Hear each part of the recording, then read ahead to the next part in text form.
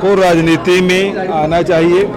और सबसे बड़ी बात यह है कि राजीव जी ने 21 साल के मतदान की उम्र को घटाकर 18 साल किया और युवाओं में राजनीतिक चेतना होना बहुत ज़रूरी है, क्योंकि आज 50% जो आबादी है वो 29 साल से कम उम्र की है और 65% आबादी 35 साल के कम उम्र की है।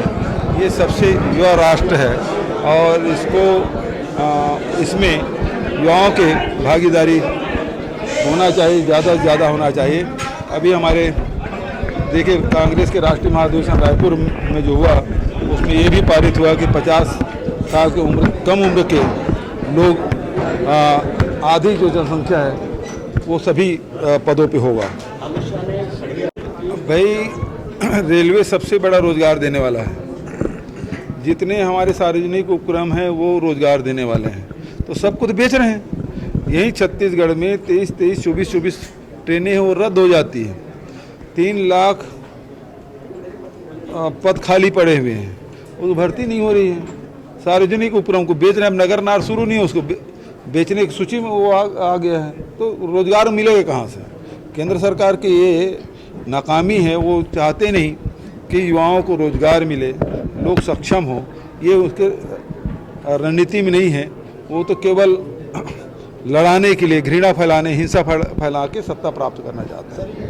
तो कोटा केबिन में जो छात्र के साथ जो दुष्कर्म हुआ बेहद निंदनीय है और पुलिस को जैसे जानकारी मिली तत्काल कार्रवाई की गई है। जो अपराधी फरार है उसको खोजने के लिए टीम गठित हुई भी है और जो वहाँ कोटा केबिन में जो अधीक्षक थे उनको निलंबित भी कर दिया गया है। तो शासन की ओर से पूरी कार्रवाई भी की गई है और जो पीड़िता है उसे पूरा न्याय सरकार दिलाएगी। लेकिन बीजेपी दल के लोगों को जाना चाहिए, क्यों नहीं है?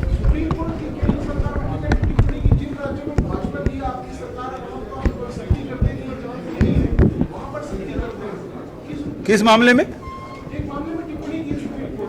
मणिपुर में नागालैंड में महिलाओं के आरक्षण को लेकर 33% जो भाजपा सरकार चाह रही वहाँ पे, लेकिन और अन्य राज्यों में नहीं चाह रही जहाँ पे उनकी कांग्रेस की सरकार है वहाँ तो ठीक टिप्पणी है।